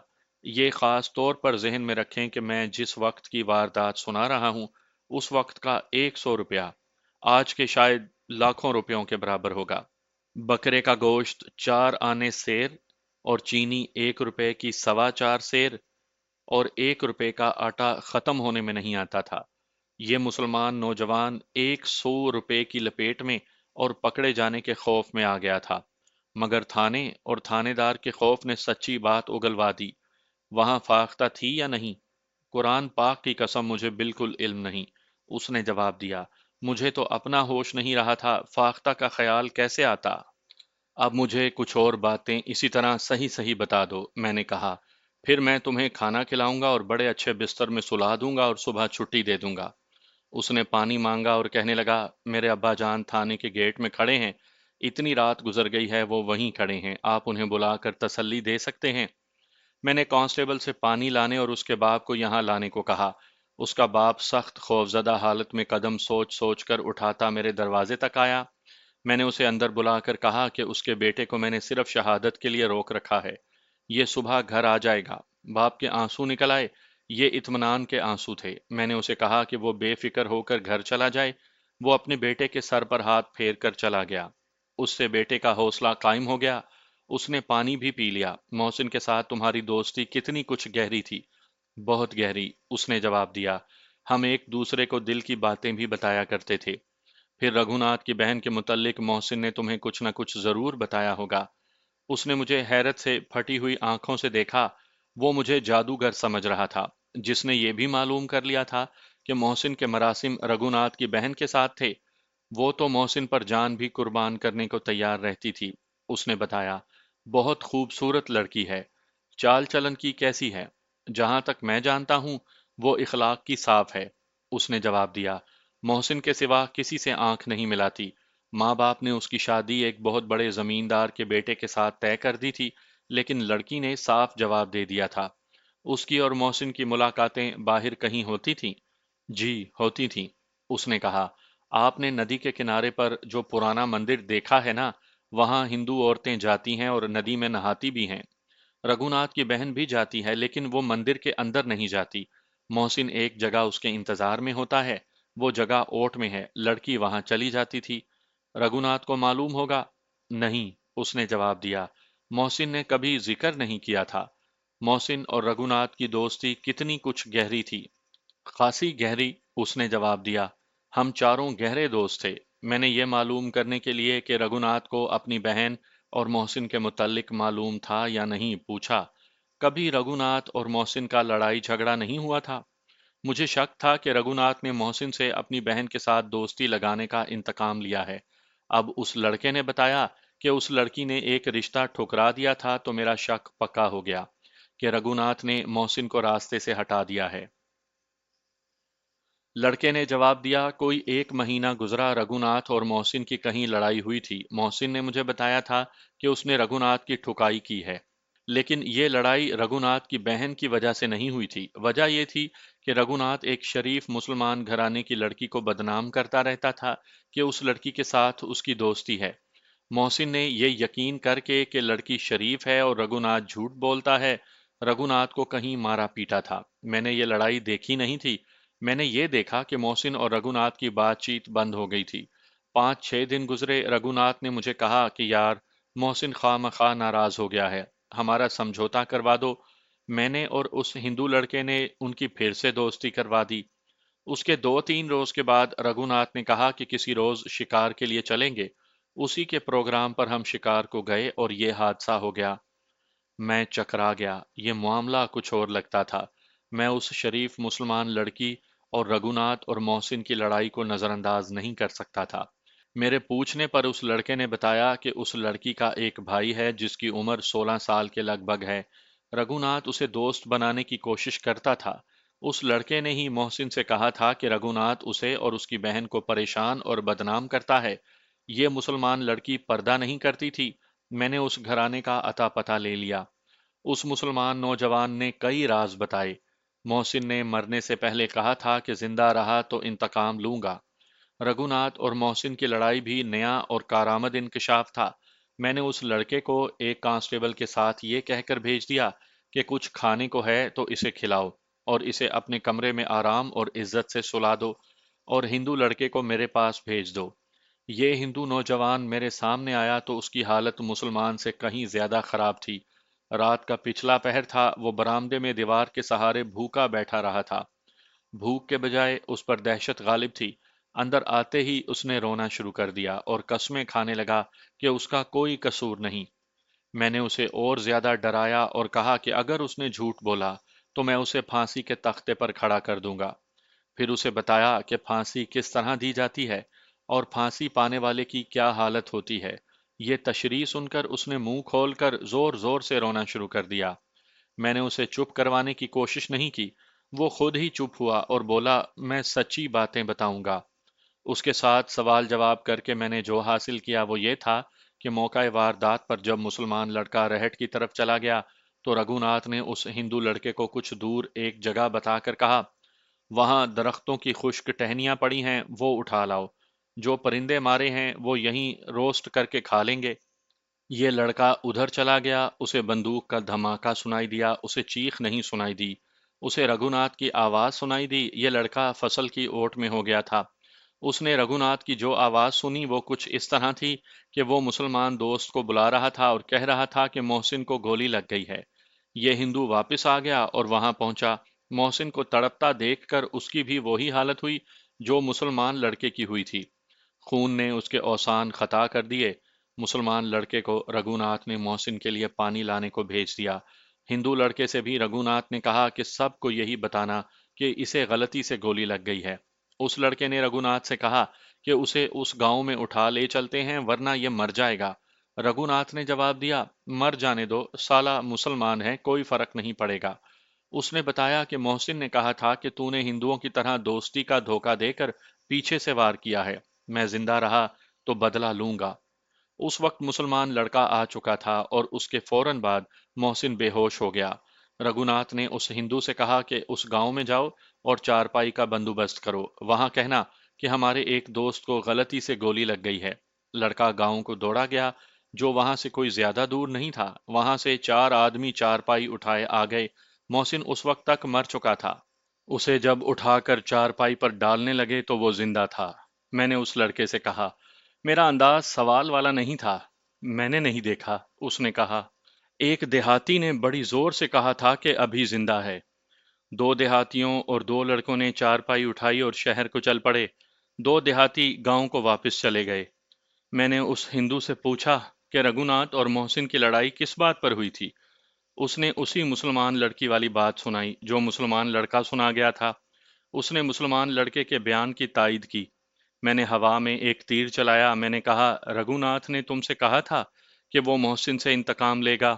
ہندو لڑکے نے ذرا سی بھی پسو پیش نہیں کی، بولا، اس نے 2 3 بار کہا تھا کہ محسن نے میری بہت بے عزتی کی ہے، میں اسے مزہ چکھاؤں گا، اور اس نے یہ بھی کہا تھا کہ محسن خواہ مخواہ ناراض ہو گیا ہے، راضی نامہ کرا دو۔ میں نے لقمہ دیا۔ ہاں جی، لڑکے نے کہا، اس نے یہ کہا تھا۔ میں نے اسے کہا تھا کہ تم اپنی بے عزتی کا بدلہ بھی لینا چاہتے ہو اور دوستی بھی کرنا چاہتے ہو۔ اس نے کوئی جواب نہیں دیا تھا۔ رگھوناتھ کی بہن کیسی ہے؟ میں نے پوچھا۔ محسن کے ساتھ اس کا میل ملاپ ہوگا؟ نہیں جی، اس ہندو نے عجیب سے لہجے میں کہا۔ ہندو لڑکی کا میل ملاپ کسی مسلمان لڑکے کے ساتھ کیسے ہو سکتا ہے؟ وہ تو اپنے جیسوں کو بھی پلے نہیں باندھتی، بڑی زبردست لڑکی ہے۔ اس سے مجھ پر یہ واضح ہو گیا کہ رگھوناتھ کی بہن اور محسن کی دوستی کا نہ رگھوناتھ کو علم تھا اور نہ اس ہندو کو، اور رگھوناتھ نے محسن سے اپنی بے عزتی اور ٹھکائی کا انتقام لیا ہے۔ محسن نے مرنے سے پہلے کہا تھا کہ تم نے ہندوؤں کی طرح دوستی کا دھوکہ دے کر پیچھے سے وار کیا ہے۔ صاف ظاہر تھا کہ رگھوناتھ نے انتقام لینے کے لیے محسن کو راضی کیا تھا۔ اسے شکار کے بہانے لے گیا۔ مسلمان لڑکا رہٹ پر پانی پینے چلا گیا تو رگھوناتھ نے ہندو ساتھی کو خشک ٹہنیاں اٹھا لانے کو بھیج دیا۔ وہ محسن کے ساتھ اکیلا رہ گیا۔ اب مجھے یہ معلوم کرنا تھا کہ رگھوناتھ نے محسن کو اتنی دور کس طرح بھیجا جہاں سے اس نے اسے گولی ماری۔ ہو سکتا ہے وہ خود رہٹ گیا ہو۔ جو ہی محسن نے پیٹھ پھیری، رگھوناتھ نے گولی چلا دی۔ مجھے یہ بھی معلوم کرنا تھا کہ رگھوناتھ نے اپنی ٹھکائی کا انتقام لیا ہے یا اسے معلوم تھا کہ اس کی بہن کی دوستی محسن کے ساتھ ہے۔ میں یہ معلومات رگھوناتھ سے حاصل نہیں کرنا چاہتا تھا۔ مجھے ایسی توقع بھی نہیں تھی کہ وہ خود اپنے راز دے دے گا۔ میں اسے الٹا لٹکا کر اس کا سینہ رازوں سے خالی کر سکتا تھا، لیکن اس طریقے سے لیے ہوئے اقبالی بیان عدالت میں جا کر بے جان ہو جاتے ہیں۔ مجھے یہ باتیں گواہوں سے کہلوانی تھیں۔ اس ہندو لڑکے سے میں نے معلومات کا آخری قطرہ بھی نچوڑ لیا۔ وہ نوجوان تھا، نیند نے اسے ادھموا کر دیا تھا، اس میں غلط بیانی کی ہمت نہیں رہی تھی۔ میں نے اسے کانسٹیبلوں کے کمرے میں سونے کے لیے بھیج دیا۔ میری اپنی حالت بگڑ رہی تھی، سحر طلوع ہو رہی تھی۔ میں نے ہیڈ کانسٹیبل کو اس مسلمان لڑکی کے گھر کا پتہ بتایا جسے رگھوناتھ پریشان کرتا تھا۔ ہیڈ کانسٹیبل سے کہا کہ اس لڑکی کے چھوٹے بھائی کو ایسے طریقے سے ساتھ لے کر آئے کہ وہ گھبرائے یا ڈرے نہیں۔ اسے کہنا کہ رگھوناتھ اور محسن کی جو لڑائی ہوئی تھی اس کے متعلق معلوم کرنا ہے۔ ہیڈ کانسٹیبل کو معلوم تھا کہ کون سے فرد کو کس طرح تھانے لایا جاتا ہے۔ میں ذرا آرام کے لیے چلا گیا۔ 10 بجنے کے بعد کا وقت تھا جب میں تھانے میں آیا۔ اے ایس آئی سے کہا کہ وہ ملزم کے ریمانڈ کا انتظام کرے۔ مسلمان لڑکی کا بھائی آ چکا تھا۔ میں نے اسے اپنے دفتر میں بلا لیا تو وہ اپنے خوف کو چھپا نہ سکا۔ وہ خوبصورت لڑکا تھا، رنگ سفیدی مائل گندمی تھا، عمر 16 سال سے کم ہی ہوگی۔ میں نے سب سے پہلے اس کے دل اور ذہن سے خوف کو دور کیا اور اسے یہ تاثر دیا کہ میں مسلمان کی حیثیت سے اس کی بہن کی بے عزتی کا انتقام لوں گا۔ ایسی بہت سی باتیں کی تو لڑکے کے چہرے کا اصل رنگ واپس آیا۔ میرے پوچھنے پر اس نے جو بیان دیا وہ مختصراً اس طرح تھا کہ رگھوناتھ اور اس کے لڑکے کے مکان بہت قریب تھے۔ لڑکے کی بہن اپنی چھت پر جایا کرتی تھی، رگھوناتھ نے بھی اپنی چھت پر چڑھنا شروع کر دیا۔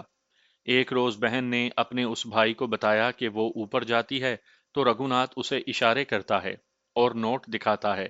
رگھوناتھ کو اپنے باپ کی دولت مندی پر ناز تھا، اسے غالباً یہ توقع تھی کہ مسلمانوں کو روپیہ پیسے سے خریدا جا سکتا ہے۔ اس نے اپنے مسلمان دوست کو بھی جھوٹا بیان دینے کے لیے 100 روپیہ پیش کیا تھا۔ اس لڑکی کی عزت کی حفاظت کرنے والا اس کا باپ تھا، اور یہ بھائی جو اس سے چھوٹا تھا، اس کے بعد دو بھائی بہت چھوٹے تھے۔ یہ بھی ایک وجہ تھی کہ رگھوناتھ شیر ہو گیا تھا۔ لڑکی کے بھائی نے اپنے باپ کو نہیں بتایا۔ باپ بیچارہ پریشان ہونے کے سوا کیا کر سکتا تھا؟ یہ درمیانے درجے کا گھرانہ تھا۔ ایک روز اس لڑکے نے باہر کہیں رگھوناتھ سے کہا کہ ایسی حرکتیں نہ کیا کرے، ادھر ادھر دیکھنے والے بدنام کرتے ہیں۔ رگھوناتھ نے برا منانے یا کچھ اور کہنے کے بجائے اس لڑکے کو دوست بنانے کی کوشش شروع کر دی۔ لڑکے نے دوستی قبول نہیں کی، لیکن رگھوناتھ کے اتنے اچھے سلوک سے وہ متاثر ضرور ہوا۔ کچھ دن کے بعد لڑکے کو اس کی بہن نے ایک ریشمی رومال دیا اور بتایا کہ وہ چھت پر گئی تو رگھوناتھ نے رومال کے ساتھ پتھر باندھ کر اس کی طرف پھینکا ہے۔ لڑکا رومال لے کر رگھوناتھ کے پاس گیا اور رومال پھاڑ کر اس پر پھینک دیا۔ رگھوناتھ نے اسے اپنا چھوٹا بھائی کہا اور اسے پھانسنے کے کچھ دلکش طریقے اختیار کیے۔ پھر ایک روز رگھوناتھ نے لڑکی کی طرف رنگ پھینکے جو کانوں میں ڈالے جاتے ہیں۔ لڑکی نے یہ بھی اپنے بھائی کو دے دیے اور وہ رو پڑی۔ لڑکے نے یہ بھی رگھوناتھ کو دے دیے۔ لڑکے نے اسے دھمکی بھی دی۔ ایک روز لڑکے کو کسی نے بتایا کہ رگھوناتھ اس کی بہن کو بدنام کرتا پھر رہا ہے۔ لڑکا چونکہ چھوٹا اور اکیلا تھا اور رگھوناتھ بڑا اور اس کی نسبت طاقتور تھا، اس لیے وہ اس ہندو سے ہاتھا پائی نہیں کر سکتا تھا۔ ایک روز لڑکی اور لڑکے کے باپ کے کان میں کچھ باتیں پڑیں۔ وہ ان کی ماں سے کہہ رہا تھا کہ میرا ایک جوان بیٹا ہوتا تو اس ہندو کو میں زندہ نہ چھوڑتا۔ ماں بھی پریشان ہو گئی۔ لڑکا سن رہا تھا۔ اس نے ماں اور باپ سے کہا کہ یہ ساری باتیں جھوٹی ہیں اور وہ اتنے پریشان نہ ہوں۔ اس نے کہا، میں بھی تو جوان ہوں، میں انتقام لے سکتا ہوں۔ اس کے بیان سے ظاہر ہوتا تھا کہ وہ انتقام لینے کے لیے تیار ہو گیا تھا۔ اس نے بتایا کہ دوسرے ہی دن اسے محسن ملا۔ اس نے بڑے غور سے لڑکے کو الگ لے جا کر کہا، تمہیں اور تمہاری بہن کو اس ہندو سے بہتر کوئی آدمی نہیں ملا تھا، ساری قوم کی تم بے عزتی کروا رہے ہو۔ لڑکا رو پڑا۔ محسن کے غصے میں ہمدردی تھی۔ لڑکے نے اسے ساری بات سنا دی، ریشمی رومال اور سونے کے رنگوں کے متعلق بھی بتایا، اور اس نے یہ بھی کہا کہ میں اکیلا ہوں اور چھوٹا ہوں، پھر بھی رگھوناتھ کو ختم کر دوں گا، یا اس کا ایک بازو یا ٹانگ توڑ کر ہمیشہ کے لیے اپاہج بنا دوں گا۔ محسن نے اسے یہ کہا کہ یہ کام میرا ہے، تمہارا نہیں۔ میں صرف یہ دیکھنا چاہتا تھا کہ رگھوناتھ جو بکواس کرتا پھر رہا ہے وہ کہیں سچ تو نہیں۔ اب یہ مجھ پر چھوڑ دو۔ لڑکا اس قدر غصے میں تھا کہ اس نے محسن سے کہا، بھائی جان، اگر خون خرابہ کرنا ہے تو میں بھی ساتھ رہوں گا، ورنہ مجھے چین نہیں آئے گا۔ محسن لڑکے کے باپ سے ملا اور اسے یہ کہہ کر تسلی دی کہ ہم مر نہیں گئے، یہ ہندو آپ کے پاؤں میں سر رکھے گا۔ محسن اور رگھوناتھ دوست تھے۔ محسن نے لڑکی کے بھائی کو بتایا کہ اس نے رگھوناتھ سے کہا ہے کہ مچھلی کے شکار کو چلتے ہیں اور وہ کل ندی پر جا رہے ہیں، وہ بھی آ جائے۔ اس نے لڑکے کو جگہ بتا دی۔ دوسرے دن لڑکا اس جگہ پہنچ گیا۔ رگھوناتھ اور محسن بھی آ گئے۔ دونوں نے کپڑے اتارے اور ندی میں اترنے لگے۔ وہ ایک دو ڈبکیاں لگا کر مچھلی پکڑنے والی کنڈیاں پھینکنا چاہتے تھے۔ ندی میں اترنے سے پہلے ہی محسن نے چاقو نکال لیا اور رگھوناتھ سے کہا، آج کے بعد اگر تم نے اس لڑکے کے ساتھ بات کی اور اس کی بہن کے متعلق کسی سے باہر بات کی تو اسی رات قتل ہو جاؤ گے۔ میں تمہیں ابھی قتل کر سکتا ہوں، لیکن دوستی کا لحاظ کرتا ہوں۔ رگھوناتھ بھی اپنے آپ کو کچھ سمجھتا تھا۔ ارے جا، تیرا میں خون پی جاؤں، اس نے کہا۔ محسن کے ہاتھ میں کھلا ہوا چاقو تھا، وہ شاید استعمال نہیں کرنا چاہتا تھا۔ اس نے رگھوناتھ کا بازو پکڑ کر مروڑا اور دونوں گتھم گتھا ہو گئے۔ لڑکی کے بھائی نے پیچھے سے رگھوناتھ کی دونوں ٹانگیں پکڑ کر پیچھے کو اٹھا دیں۔ اوپر سے ہندو محسن پر گر پڑا۔ اس وقت محسن کے چاقو کی نوک رگھوناتھ کے سینے پر لگی، وہ گرا۔ محسن نے گھٹنے اس کے سینے پر رکھ کر چاقو اس کی شہ رگ پر رکھ دیا اور کہا، تمہیں ذبح کر کے ندی میں پھینک دوں گا۔ ہندو نے ہتھیار ڈال دیے اور منتیں کرنے لگا۔ محسن نے اسے خوب پیٹا اور اس کے اوپر سے اٹھ کر کہا، اس لڑکے کے پاؤں میں ناک رگڑو۔ رگھوناتھ نے لڑکے کے پاؤں میں ناک زمین پر رگڑی۔ محسن نے اسے کہا، اب کان پکڑ کر کہو کہ آئندہ اس گھر کے متعلق منہ سے کوئی بات نہیں نکالو گے۔ اس نے کان پکڑ کر یہ بھی کہہ دیا۔ اس وقت دیکھا کہ رگھوناتھ کے سینے سے خون پھوٹ رہا تھا۔ اس نے ہاتھ سے پہنچا تو وہ ٹیڑھی سی خراش تھی جو چاقو کی نوک سے آئی تھی۔ اس کے بعد رگھوناتھ نے کوئی بےہودہ بات منہ سے نہ نکالی اور اپنی چھت پر بھی نہیں چڑھا۔ پھر یہ اطلاع ملی کہ محسن رگھوناتھ کی گولی سے مارا گیا ہے۔ معاملہ بالکل صاف تھا، رگھوناتھ کی بہت بے عزتی ہوئی تھی۔ اس نے محسن کو پھر سے دوست بنا کر انتقام لیا تھا۔ مجھے رگھوناتھ کی بہن کی کوئی ضرورت نہیں تھی، لیکن میرے جذبات ایسے بھڑکے کہ میں نے اس مسلمان لڑکی کی بے عزتی کا انتقام لینے کے لیے رگھوناتھ کی بہن کو تھانے بلانے کا ارادہ کر لیا۔ میں ان کافروں کو پوری طرح ذلیل کرنا چاہتا تھا۔ اسے بلایا تو اس کا باپ بھی ساتھ ہی آ گیا۔ ان کے ساتھ شہر کے سرکردہ ہندو بھی تھے۔ میں اس صورتحال کے لیے تیار تھا۔ ان کے احتجاج کو نظر انداز کر کے لڑکی کو دفتر میں بیٹھنے کو کہا اور ان ہندوؤں کو باہر کھڑا رہنے کی اجازت دے دی۔ میں نے لڑکی کے باپ کو الگ کر کے کہا کہ اس کیس میں تمہاری بیٹی کا بھی نام آتا ہے۔ مجھے شہادت مل گئی ہے کہ اس کے تعلقات محسن کے ساتھ تھے۔ اگر آپ مجھے پریشان کریں گے تو سارے شہر کو پتہ چل جائے گا کہ تمہاری بیٹی کا چال چلن ٹھیک نہیں۔ وہ چپ ہو گیا۔ جوان بیٹی باپ کی بہت بڑی کمزوری ہوتی ہے۔ میں دفتر میں جا کر لڑکی کے سامنے بیٹھ گیا۔ وہ غیر معمولی طور پر خوبصورت تھی۔ اس نے باتیں کی تو میں نے دیکھا کہ اس کی زبان میں بھی اثر ہے۔ میں نے اسے کوئی چکر نہ دیا، سیدھا کہا، کیا تمہارے اور محسن کے تعلقات کا علم تمہارے بھائی کو بھی تھا؟ وہ بجھ گئی۔ دبی سی زبان میں اس نے محسن سے لا تعلقی کا اظہار کیا۔ میں نے اسے کہا، جھوٹ سے تمہیں کچھ حاصل نہیں ہوگا۔ تمہارا بھائی حوالات میں بند ہے، وہ عمر قید کے لیے جیل جا رہا ہے۔ اس کے آنسو نکل آئے۔ میں نے پوچھا، یہ آنسو کس کے لیے ہیں، بھائی کے لیے یا محسن کے لیے؟ دونوں کے لیے، اس نے جواب دیا۔ کیا تم محسن کے لیے مذہب بھی چھوڑنے کو تیار تھیں؟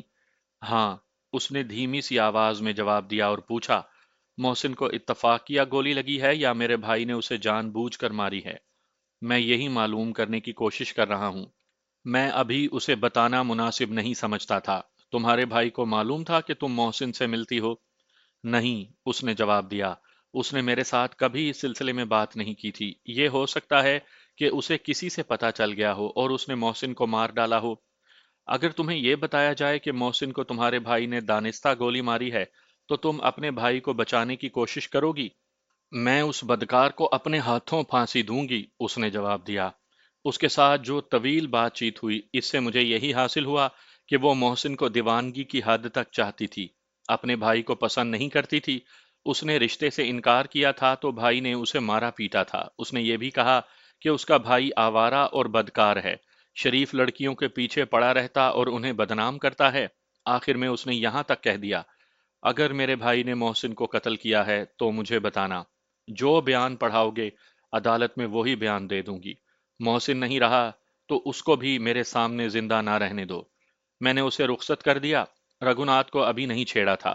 اے ایس آئی نے اس کا 7 روز کا ریمانڈ لے لیا تھا۔ میں وقت گزارتا رہا، شام کو گھر چلا گیا۔ آدھی رات سے کچھ دیر کے بعد میں تھانے میں آیا اور اسے تفتیش کے مخصوص کمرے میں لے گیا۔ اس کا دم خم ختم ہو چکا تھا۔ تھانے اور حوالات کی دہشت عادی مجرموں کو ہی راس آتی ہے۔ جو وہاں پہلی بار جائے اسے خدا یاد نہیں آتا بلکہ خدا بھول جاتا ہے۔ وہ تھانے دار کو ہی خدا اور کانسٹیبلوں کو فرشتے سمجھنے لگتا ہے۔ رگھوناتھ تو ماں باپ کا شہزادہ بیٹا تھا۔ اسے جو کھانا دیا گیا تھا وہ اس نے نہیں کھایا تھا۔ حوالات میں اس وقت 3 چرسی اور بھنگی بند تھے۔ یہ شہزادہ ان کے ساتھ بند رہا تھا۔ تفتیش کے کمرے میں جا کر میں نے اسے کہا کہ بیٹھ جاؤ تو وہ یوں بیٹھا جیسے گر پڑا ہو۔ قمیض اتار دو، میں نے کہا۔ اس نے ڈرتے ڈرتے قمیض اتار دی۔ اس کے سینے پر ٹیڑھی خراش کا نشان موجود تھا۔ 1 ہی مہینہ پہلے محسن کے چاقو سے اسے خراش آئی تھی۔ یہ خراش کیسے آئی تھی؟ میں نے پوچھا۔ اس کا منہ کھل گیا، بات نہ نکلی۔ میں نے اپنا سوال دہرایا تو اس نے منہ بند کر لیا۔ خاموشی اس کا جرم ثابت کر رہی تھی۔ تم نے اس خراش کا انتقام گولی سے لیا؟ میں نے کہا۔ پکے راجپوت ہو۔ میں نے انتقام نہیں لیا، اس نے التجا کے لہجے میں کہا۔ میں نے اسے دیکھا نہیں تھا۔ وہ اگر زندہ رہتا تو تم سے انتقام لیتا، میں نے کہا۔ اس نے مرنے سے پہلے کہا تھا نا۔ وہ خاموشی سے مجھے دیکھتا رہا۔ میں نے کہا، وہاں کوئی فاختہ نہیں تھی۔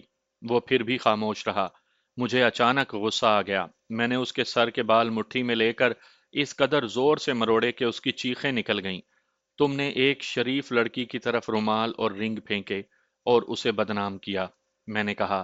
محسن تمہیں قتل کر سکتا تھا، تم نے اسے دھوکے میں قتل کیا۔ میں نے یہ جتنی باتیں کہی تھیں ان کا وہ اعتراف کر بھی لیتا تو عدالت میں اسے کوئی نقصان نہ ہوتا، نہ مجھے کوئی فائدہ ملتا۔ لیکن تھانے میں ملزم کو صرف ایک ایسی بات کہہ دو جس کے متعلق اسے امید ہو کہ کسی کو معلوم نہیں، تو وہ ہتھیار ڈال دیتا ہے۔